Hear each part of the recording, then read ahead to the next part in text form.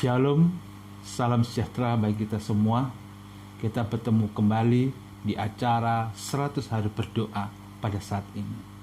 Saya ingin menyampaikan renungan untuk kekuatan kita. Tetapi hari ini, dan saya percaya kita dalam keadaan sehat walafiat dan selalu diberkati oleh Tuhan. Saudara kasih Tuhan, pembahasan renungan ini, bila kita tahu siapa Dia, apapun yang kita doakan, kita akan dikuatkan. Kita pun akan selalu diberkati karena kita lebih mengenal Dia. Siapa Dia? Tidak lain adalah Yesus Kristus. Mari kita tunduk kepala dan berdoa. Allah Bapa, Allah yang pengasih, Allah yang telah mengutus anaknya Yesus Kristus mati bagi kami sebagai juru selamat. Hari ini kami belajar akan Yesus Kristus, lebih mengenal. Urapi lidah kami, urapi kami yang belajar, sehingga kasih Tuhan, rencana Tuhan pun dapat berjalan sesuai dengan rencana-Mu. Terpujilah Engkau Tuhan, di dalam nama Yesus kami berdoa. Amin. Saudara kasih Tuhan, di dalam Alkitab, surat yang sudah kita pegang, buku yang begitu luar biasa, yang kita sudah pelajari dari hari demi hari, ada bacaan Follow the Bible. Dengan kasih Tuhan, kita akan lebih mengenal siapa itu Yesus. Pada dasarnya adalah Allah adalah misteri, tetapi sekaligus pribadi yang mudah diketahui dan juga dikenal. Pengetahuan kita dan pengenalan kita akan Allah akan terjadi jika kita sendiri menyelidiki akan kehendak Tuhan. Dengan cara kita membaca, kita memiliki hubungan, kita lebih mengenal siapa itu Yesus Kristus. Jadi kalaupun manusia bisa mengetahui atau mengenal Allah, itu karena Allah sendiri yang memperkenalkan dirinya kepada manusia. Dan oleh sebab itu, saudara kasih Tuhan, saudara dan saya adalah orang yang percaya, pasti memiliki jaminan kehidupan yang kekal. Orang-orang Kristen tahu bagaimana sebagai pengikut Kristus. Tidak lain adalah kita harus pertama-tama percaya kepada Yesus Kristus. Kenapa kita harus percaya? Yohanes 17 ayat yang ketiga berbunyi, inilah hidup yang kekal itu, yaitu bahwa mereka mengenal Engkau satu-satunya Allah yang benar, dan mengenal Yesus Kristus yang telah Engkau utus. Di ayat ini jelas mengatakan bahwa hanya satu-satu Allah yang benar dan mengenal Yesus Kristus yang telah diutus oleh Allah Bapa. Yang kedua, jaminan kita sebagai orang percaya mengenal Yesus adalah di dalam Kisah 10 ayat 43. Apa bunyinya? Tentang Dialah semua nabi bersaksi bahwa barang siapa percaya kepadanya, ia akan mendapat pengampunan dosa oleh karena namanya. Jadi, semua para nabi bersaksi tentang Yesus Kristus. Inilah jaminan kekal itu. Oleh karena Yesuslah yang mengampuni dosa-dosa kita. Di dalam Testimony for the Church, volume 5 halaman 738, di paragraf yang keempat, mengatakan bahwa Kristus datang untuk menyatakan Allah kepada dunia sebagai Allah pengasih, penuh kemurahan, kelemah lembutan, belas kasihan. Kabut kegelapan tebal yang dibuat setan untuk menutupi tahta Allah lenyap oleh penebus dosa. Dan Allah Bapa dapat kembali dinyatakan kepada manusia sebagai terang kehidupan. Kutipan ini jelas. Kristus datang untuk menyatakan Allah kepada dunia sebagai Allah yang pemurah, Allah yang lembut, Allah dan Allah yang belas kasihan. Nah, oleh sebab itu kita lebih menyelidiki akan firman Tuhan. Apa dikatakan kembali di dalam firman Tuhan?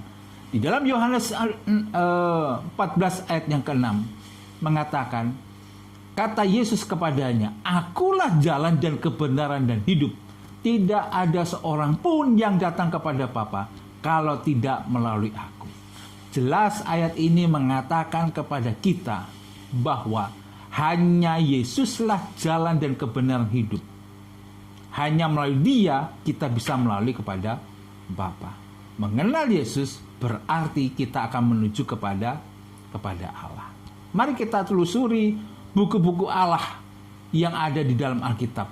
Siapa itu lebih spesifik Yesus Kristus itu? Memang tadi saya sudah bacakan beberapa di dalam Alkitab. Yohanes menuliskan tentang Dia. Ya. Kalau lebih kita mendalami dalam Yohanes 1 ayat 1, pada mulanya adalah firman. Ya. Dan firman itu bersama-sama dengan Allah, dan firman itu adalah Allah. Inilah Yohanes menulis kepada kita bahwa Yesus adalah Allah. Dan kalau kita baca di ayat yang ketiga, ya, bahwa Dialah yang menciptakan dunia ini dengan segala isinya. Bahkan kalau kita baca di dalam Yohanes 1 ayat 14 bahwa Allah telah menjadi manusia. Siapa lagi kalau bukan siapa? Yesus Kristus. Yang kedua, telusuran kita akan Alkitab. Siapa itu Yesus Kristus? Menurut Alkitab, Anak Allah berarti Dia adalah Allah yang sempurna. Yang kedua adalah Dialah salah satu dari 3 pribadi yang membentuk Allah yang esa. Loh, kok bisa? Mari kita baca. Yohanes 5 ayat 18 mengatakan bahwa sebab itu orang-orang Yahudi lebih berusaha lagi untuk membunuhnya. Bukan saja karena ia meniadakan hari Sabat, tapi juga ia mengatakan bahwa Allah adalah Bapanya sendiri, dan dengan demikian menyamakan dirinya dengan Allah. Jelas ayat ini di bagian akhir Yohanes 5 ayat 18 menyatakan bahwa Yesus adalah Allah, bahwa Yesus adalah Allah yang sempurna. Yesus adalah salah satu dari ketiga oknum itu. Saudara kasih Tuhan, memang kalau kita tidak minta kepada Roh Kudus, maka kita pun secara manusia kita tidak bisa menyelami akan dahsyatnya kemuliaan, akan rahasia ilahi yang kita akan pelajari hari ini. Yang ketiga, Anak Allah yang kekal itu atau Yesus Kristus itu ada di dalam surga. Buktinya di mana? Di dalam Yohanes 17 ayat yang kelima. Bahkan di dalam Matius 1 ayat 25, Dia dilahirkan sebagai manusia yang kemudian diberi nama Yesus.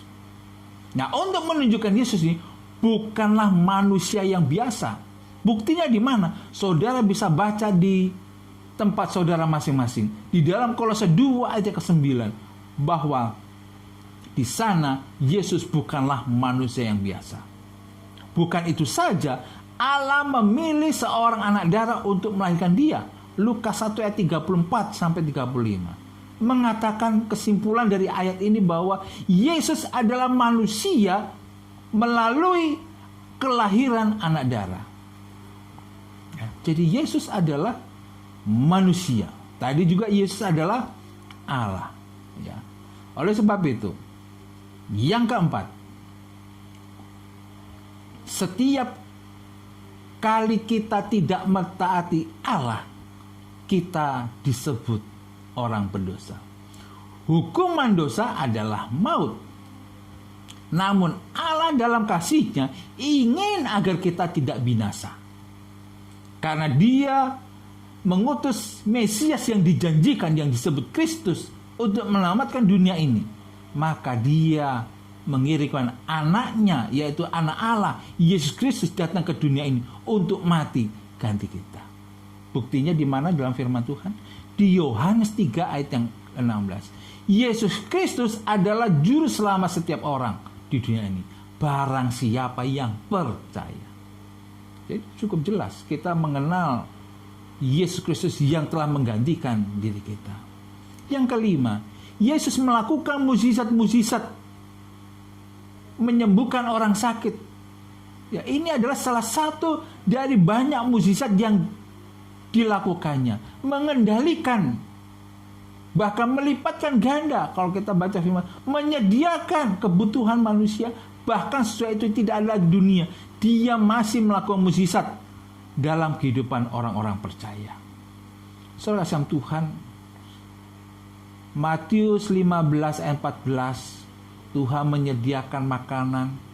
Ya, Yesus membagikan, ya kita tahu ceritanya saudara, dari 2 ikan 5 roti menjadi apa?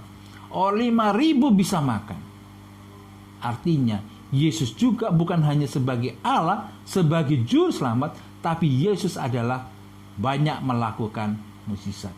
Bahkan hari ini juga kita bisa minta. Dengan cara bagaimana? Orang-orang yang mengikuti Yesus berpaling dari dosa mereka. Ya. Jadi hari ini mari kita berpaling dari dosa ikut kepada Yesus. Ya. Dengan cara bagaimana? Seperti yang Yesus katakan di sini. Ya, bukan caranya, tapi Yesus dapat mengusir setan. Ya. Kemudian semakin banyak pengikutnya. Ya. Jadi saudara kasih Tuhan, di dalam firman Tuhan, di dalam Alkitab banyak contoh-contoh Yesus ini adalah Allah dan juru selamat, dan juga Allah yang peduli mengubah kehidupan kita saat dia berada di dunia ini. Sakeus, pemungut cukai, mengembalikan uang orang-orang yang diperasnya. Ya. Jadi saudara kasih Tuhan, banyak orang-orang yang percaya mengenal Yesus, hatinya diubahkan. Hari ini kita juga memperingati 100 hari berdoa. Semakin kita mengenal siapa Yesus Kristus itu, maka hati kita sebetulnya harus diubahkan. Bagian yang ketujuh, Yesus berada di surga. Ya. Sesudah Yesus bangkit dari maut, dia naik ke surga, ke tempat di mana dia ada sebelumnya, jadi manusia. Dari sana ia sanggup mendengar doa-doa kita. Di dalam Matius 8 ayat 34, saudara bisa baca, di sanalah Tuhan duduk di sebelah kanan Allah. Walaupun dia sudah ada di surga, dia sanggup mau mendengar doa saudara. Kalau kita benar-benar mengenal Yesus Kristus. Yang kedelapan, saat kita masih di atas dunia ini, Yesus berkata di dalam Matius 24 ayat 30, pada waktu itu akan tampak tanda anak manusia di langit, dan semua bangsa di bumi akan meratap, dan mereka akan melihat anak manusia itu datang di atas awan-awan di langit dengan segala kekuasaan dan kemuliaan. Ketika Yesus datang kembali ke dunia ini, dia akan memisahkan mereka yang hidup bersama dia dari selama-lamanya, dan juga mereka yang akan menerima. Yesus akan kembali ke atas dunia ini sebagai hakim yang adil. Yesus tadi sebagai Allah, sebagai juru selamat, banyak melakukan mukjizat, dapat mengubah kehidupan manusia. Yesus yang sama dapat memisahkan. Oleh sebab itu, saya mengundang saudara tetap berdoa, tetap melakukan kewajiban kita untuk kemuliaan bagi nama Tuhan. Yesus berkata, barang siapa datang kepadaku, ia tidak akan kubuang. Hari ini, saya mengajak saudara di pelajaran ini untuk kita datang kepada Yesus, supaya apa? Tidak dibuang. Dengan cara kita berdoa, memuji nama Tuhan, melakukan kewajiban kita dengan setia, dan kita pun apa? Akan diselamatkan. Yesus juga akan menerima kita jika kita datang kepada. Bagaimana dia tidak datang menerima kita? Ya. Saudara kasih Tuhan, di dalam Lukas 5 ayat 32 mengatakan, aku datang bukan untuk memanggil orang benar, tetapi orang berdosa, supaya mereka bertobat. Hari ini Yesus yang kita kenal memanggil kita supaya kita bertobat, supaya kita lebih dekat kepada Tuhan. Oleh sebab itu, mari kita tanya juga, apakah hidup kita ini yang sudah kekal, yang kita sudah menerima sebagai jaminan sebagai orang Kristen, bisa hidup selama-lamanya, tapi hidup kita masih Tuhan cari dalam kehidupan kita. Saudara kasih Tuhan, biarlah renungan yang singkat ini membawa kita lebih dekat dengan cara kita berdoa sungguh-sungguh, lebih mengenal akan Yesus Kristus. Kita berdoa. Bapa yang pengasih, kami puji nama-Mu, oleh karena kami telah belajar mengenal sedikit akan kuasa-Mu, sedikit mengenal mendalami nama-Mu yang kudus. Mampukan kami Tuhan dan urapi kami dan ampuni dosa kami, bila kami mempelajari nama yang kudus itu di dalam kehidupan kami.